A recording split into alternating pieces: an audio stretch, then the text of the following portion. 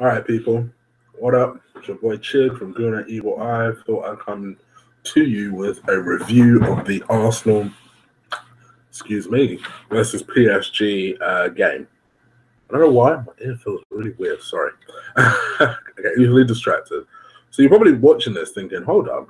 Didn't you say you were going to do a review in your Gooner Evil Eye episode? So right before I came on, probably started about an hour before I came on, Stell randomly got in contact with me. So if you don't know who Stell is, you should know by now. But go back, watch a couple of videos we've done in the past, including our most recent Arsenal versus Man United preview. The guy in that with me is Stell. You guys seem to like that a lot, judging by the views. Yeah, he contacted me and said, "Oh, do you want to do like a joint show, basically one with basically that obviously airs during the Gooner Eagle Eye episode time, because I'm planning to do one at 10, and I'm guessing his Shoot the Defense podcast, which obviously if you're not listening to already, go and listen to. It's really, I've said it before, I'll say it again, I'm not just saying it for his purpose. It is a really good educational, apart from anything, listen, especially with some of the things that and some of the people he interviews at times. So it'd be really interesting to go for you to go and listen to it. So I was like, yeah, sure, why not? I was only going to have a rant anyway, so I figured, well, let me have that rant right now during my review of the Arsenal PSG match. What can I say other than it looks like we just picked up right where we left off from during the United game? Nothing else I could say really other than what on earth is happening at Arsenal. Nervous November is just it just seems like it's affecting us so badly that now it's not even a case of us losing games. Our performance level has dropped dramatically. Probably the last time we played really, really well was Basel at home. I have no idea.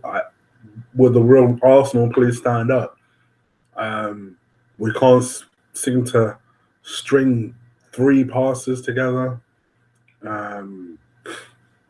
Wenger insists on playing his boy Ramsey. I told you guys, once Ramsey's up and running, Wenger has this hard on for him. He has to find a place for him somewhere. Here's the thing. You guys know I'm not a Ramsey supporter. I still don't think he was the worst player yesterday. I'm sorry, Carl. It had to be you. It has to be you. Oh, my gosh. Let's just dive right into the player ratings for yesterday. I thought Ospina had a decent game. Nothing astounding. Nothing like his last game when he played against PSG at home, where I thought he was outstanding. I actually would argue that was Ospina's best ever game in an Arsenal shirt. This one was more average, to be perfectly honest. Don't really remember him making a save, but then again, I don't think he had any chances with the 2 goals that did go in. One of them was just ridiculously unlucky. It was an own goal. His distribution is a bit dodgy, but then so is Czech's. So, particularly Czech's kicking. So I'm not really going to hold that against him too much. I'd give him a 5 out of 10. I will come back to Carl. Mustafi, I'm telling you guys, this is what I'm saying. And funny enough, the very first time I criticized Mustafi, we were playing PSG, ironically. And I got all sorts of fucking abuse on Twitter about how, oh, you should give Mustafi a chance. He's a world-class player. You're not an Arsenal fan. That seems to be the favorite diss of certain people. Oh, you're not a real supporter. Da, da, da, da. Why? Because I'm critiquing somebody. That's kind of the idea of this show. Just voicing my opinion. I'm not convinced, but I am not writing him off. I understand he's 24, 25. It's his first season. Let's be honest, it's a completely different pace to La Liga, the Premier League. Um, I'm not a big fan of anyone in the Premier, well, of Arsenal buying anyone from La Liga defensively. I just don't think it's a strong enough league for that. But fine, I understand that, giving them an opportunity to improve. No problem. Absolutely no problem. What I will say, though, is that, let's be honest here. I mean, when we're looking at the first goal, somebody gets turned like a bitch. And that's Mustafi. I'm telling you people this because I keep hearing people saying he's a great reader of the game. I'm not seeing that. What I do see is someone who is clearly a very good communicator, who is at least quicker than Mertesacker. I don't think he's blisteringly fast, but I think he's quicker than Mertesacker. But I think because he's quicker than Mertesacker, people are losing their heads and saying that, oh, you know, is this, is that, is the other. He's not the finished article. Nowhere near. Has potential, I'll grant you. But I am worried because I think his reading of the game, in my mind, is poor. And the irony is that I think that's Koscielny's biggest weakness. Because the thing that always stops me from whenever somebody says, oh, Koscielny's the best centre-back in the league, and do you know what? I probably said that once or twice. And then I get this kind of really kind of sound in my head. Like, is he really? Because the one thing I would say about Koscielny, for all of his strengths, and he has a lot of them, he is prone to a major error. And a couple of them came out yesterday. I thought both of them were really, really bad defensively. And I'll give them, for that reason, I'll give them a 3. I thought they were that bad between the two. I thought Gibbs out of the 4 defenders was the best by far, but that's not saying much. Could understand why he started, given how much problems Monreal had against PSG the first time. Even on the weekend, I don't think Monreal was fantastic. So I can understand why Gibbs started. Defensively, the whole unit was poor, but he was definitely the best out of the 4, and for that reason, I'd give him a 5 out of 10. So let's come to Carl Jenkinson. Son, I don't know what to say because this is difficult for me because I've also defended him. I've defended him not just on this channel, but on Arsenal Fan TV, and I've said, you know what? Let's give him a couple of games. He hasn't played for a year. And everything I'm saying will still echo that. There'll still be an asterisk against that. It's true. He hasn't played for a year. A year's a long time out of football. Having said all that,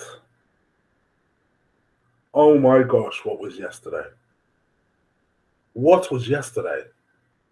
The first half was probably one of the worst first halves I've seen a defender have, probably since Stefanov's. Could not. The one attribute that Jenkinson has is crossing. Could not cross the ball. Did not move forward. There was one opportunity. There was one opportunity I laughed at Arthur where Mustafi had the ball, and Mustafi's like, "Brother, why are you still next to me? Move forward so I can pass you this ball. Move forward. How can a central defender tell you how to play right back?" He was like, don't stand there next to me. Move forward. And I thought to myself, oh no, what is going on, Carl? Kept defensively getting caught out, and I thought to myself, and then I had to ask myself a genuine question. Am I giving him an opportunity and defending him because he's because he's a good player or because he's Arsenal through and through.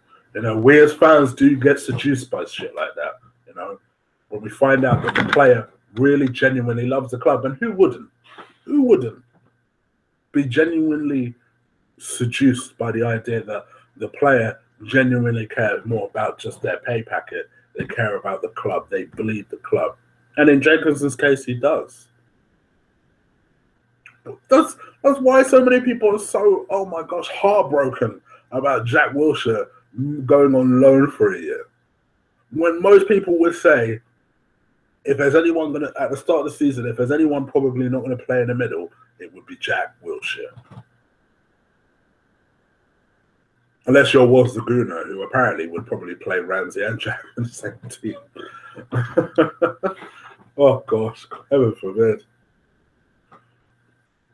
1 out of 10. I honestly, I thought he was that poor. Arguably got better in the second half, but 1 out of 10. I honestly thought he was that bad. I thought he was that bad. I thought he was the worst player on the pitch. And you guys know how much I hate Ramsey, but all of the back four made Ramsey look like a god yesterday. 1 out of 10. So we come to the right-hand side. Alexis is playing there, which was a big surprise. Still didn't really show up. Still playing with this injury, which is really getting on my nerves that Wenger can't just tell this motherfucker to sit down for one game. I said it in my preview. I don't see there being a problem as to why we can't just tell him to sit down while we go ahead and take care of business. There should be no problem with that. Nevertheless, he played, he saw, he did not conquer. 4 out of 10. The two guys in the middle. So I wanted Xhaka to play. I don't know whose dick Xhaka needs to suck, but he needs to commence sucking immediately because he did not get in the starting lineup, and I have no idea why. Coquelin played, got picked up a yellow reasonably early, and it just made him subdued for the rest of the game. 5 out of 10. Ramsey. Oh, shit. So he played in his supposed favourite position, even though I think probably number 10 is probably his favourite position. So he played in the number 8 role. The role where I believe you need to be creative to play. You either need to be creative or you need to be defensively sound. He's neither. Wasn't as bad as Saturday. It's probably the highest compliment I could give him. But you would expect him to be better. He's just playing in the center, which is where he always wants to play. I don't know. I've heard people say that, you know, that's what they hope the future will be, Xhaka and Ramsey together. I'm struggling with Ramsey. I'm struggling. He's the one player I genuinely don't see. I'd rather Jack in that position. I honestly would. Me and my mate, Jay, had this discussion. Now, if you don't know who Jay is, me and him once did the Southampton review. It was like an hour, 15 minutes. The guy who wasn't speaking was Jay. Sorry, the guy who wasn't speaking, I should say. Sorry, the guy who was speaking, excuse me. The guy who was speaking was Jay. So it wasn't me. The guy who wasn't me, basically. And me and him had this debate probably about 6 weeks ago. And I said to him, honestly, if you had a choice between Jack and Aaron, who would you pick? He said Ramsey. He said he's not quite at the point of writing Ramsey off as he is with Jack. And I thought to myself, wow. For me, although Jack isn't exactly amazing at Bournemouth, I was actually quite impressed with him on Saturday. I thought he did some discreet things very, very well. And I'm actually thankful he's not playing against us for Bournemouth. I think he's slotting into that team really well, actually. And I think Eddie Howe is proving to be a really good manager for him.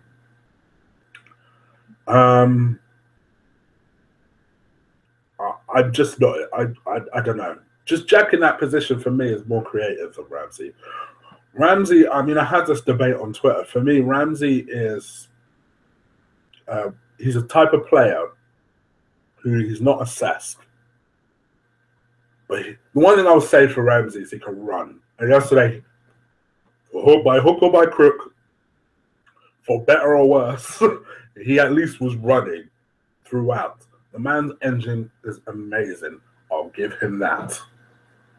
But his strength is arriving on a scene late and like ghosting past players or arriving on a scene late, almost like a Lampard type figure, just without a good. Well, to be honest, he has a good shot, but he doesn't display it enough. But he's that type of player. You know, you don't really know what he does, but he gets himself goals, or at least he used to. He hasn't had one of those seasons in a while. I agree with Robbie from Arsenal Fan TV. He's desperate, in desperate need of a goal.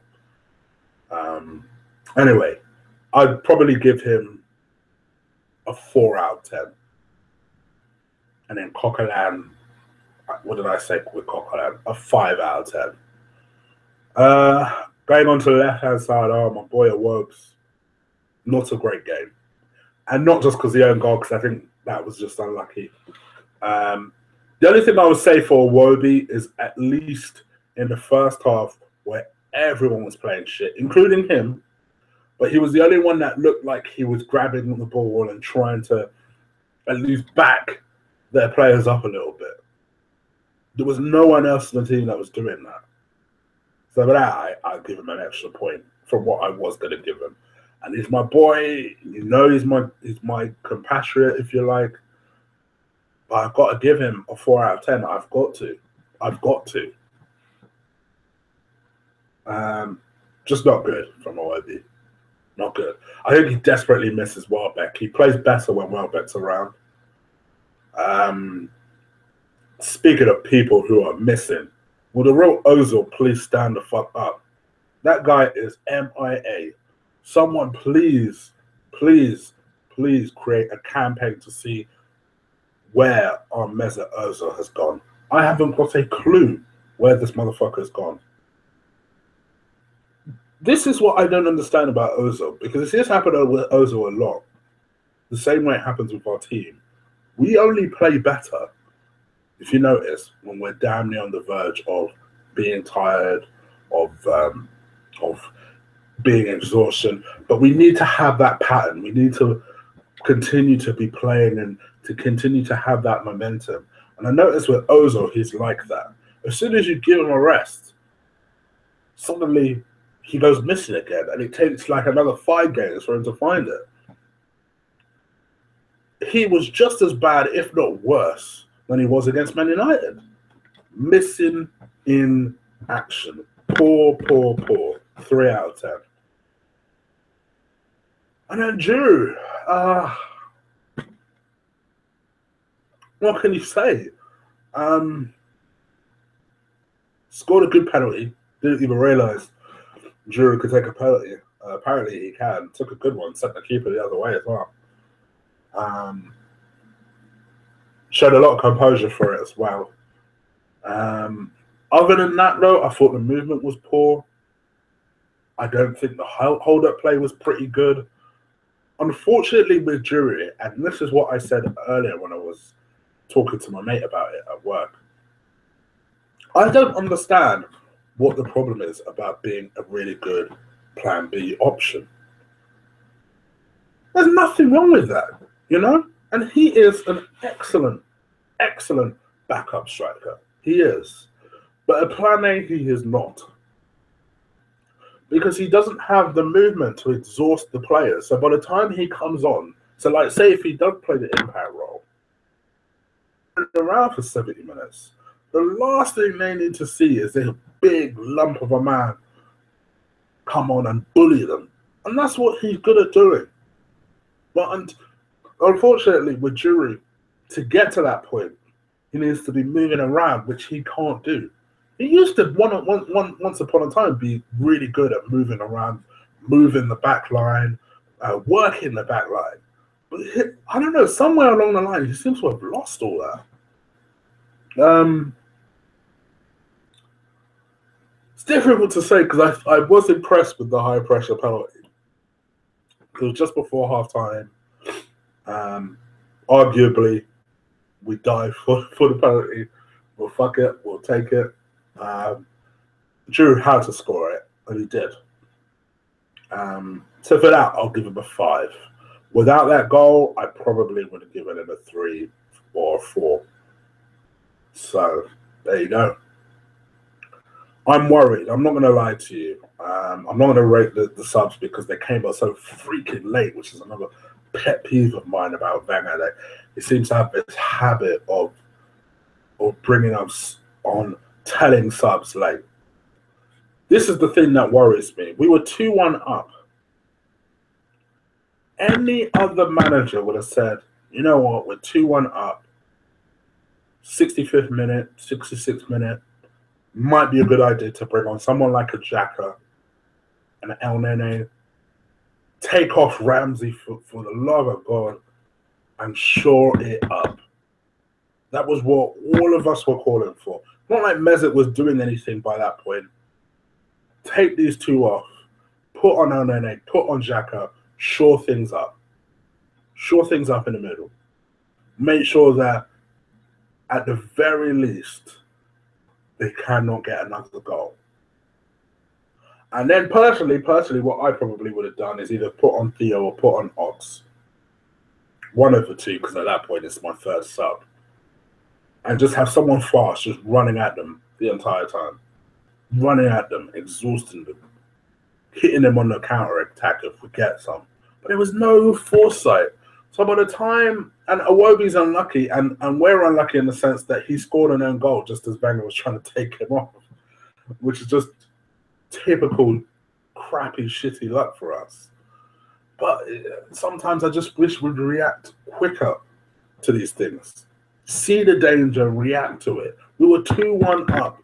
You can see in the second half, we had a 10-minute spell where we were dominating things, and then that just went.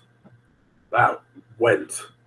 And then suddenly it was just wave, particularly after we scored our second goal, it was just wave after wave after wave of pressure from PSG. And instead of reacting to that, Wenger and his usual, I can't bring on someone before the 70th minute because I'll lose a bet or something. I don't know what his reluctance is to do that. Just oversaw PSG of inevitably scoring their equalizer, which frustrated everybody in the stadium because it was avoidable. That type of thing is avoidable, particularly when you can see the danger coming. Why would you just sit there like a mug and watch it happen? These things frustrate the life out of us as Arsenal fans. And now, as per usual, because the job was done before yesterday, let's be honest, in terms of qualifying for the next stage, it would have just been nice. It would have been nice for us to just go there as group winners. And yeah, I understand the point that we could still end up with a Bayern Munich or someone like that. But you know what? I think DT put it perfectly yesterday in his with Robbie. He said, "Listen, if we finish first in our group, we ended up with sod's law, because knowing our luck, we probably would have ended up with a Bayern Munich or Real Madrid or someone difficult, because that's the way it's shaking at the moment. Doesn't seem to matter where if you finish first or second, you're going to get someone difficult. But we could say to ourselves, hold our head high and say, you know what? Sod's law, that's just how shit happens. Blame Wenger for that, because we did what we were supposed to do. It's just that we were unlucky. But there's a big difference between doing that in the next instance. You're 2-1 up in a game that is basically the decider for the group. then you let them score a second goal because you don't bring on your subs quick enough. And then as a result, we end up finishing second. Now our next Champions League game might as well be a dead rubber. We may as well roll out the kids for that one. We may as well. Wait. It's so disappointing. So disappointing. Oh, it's been my ranting done. Let me know what you think about yesterday's game. I'm gonna it's just remembering yesterday's game has really pissed me off. So I'm gonna see what Stell's up to in an hour's time. It's very possible you might see me back here. If you don't, for whatever reason, do tune into my preview video on Friday. It'll be about the Arsenal Bournemouth game. We'll go forward from there. If you're watching me for the first time and you've not subscribed, please do subscribe. If you are watching me and you are a loyal subscriber, thank you. Do spread the word to any Arsenal fan that you know that might enjoy this channel. The more this thing grows, the more people I'll be able to reach out to. And I am reaching out to people. So you will start to see more and more people on this channel. I am going to try and see if I can get Colin on. Me and Colin are talking a lot. If you don't know who Colin is, he has his own YouTube channel called Much Arsenal.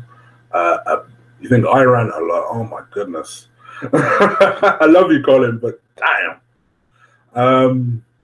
So I'll probably see if I can get him on for a review. You guys know I tend to do my reviews on Sunday, but because we have a Sunday game, I don't know. We'll see how it shakes down. But do stay tuned, guys. I'm gonna come at you hard and fast with some of these videos. So do stay tuned. Do subscribe. Do follow me on Twitter at Colossal Chick. It's just below there. And I'm out this bitch. Take care. Peace.